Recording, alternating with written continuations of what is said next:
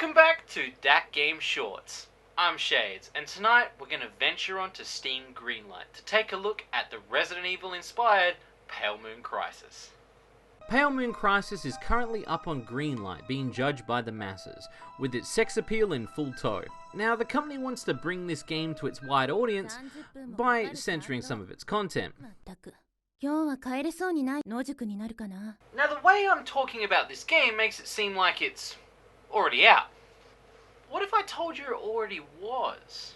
Pale Moon Crisis is actually another game on dlsite.com called Mansion, an ecchi game with nothing to hide. You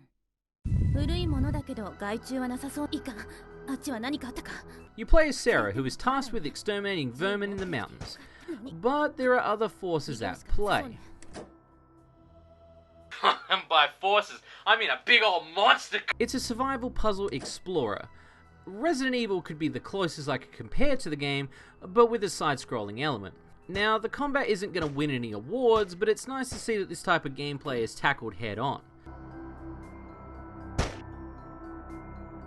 One thing that got me about this is she's an exterminator, and, well, her clothes are, well, they're less than appropriate.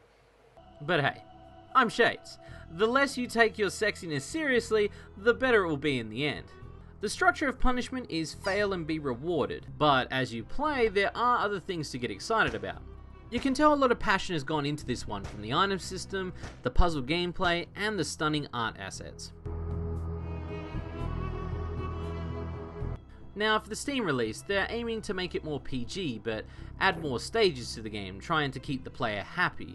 But this may be something they'll find tough in the Steam market.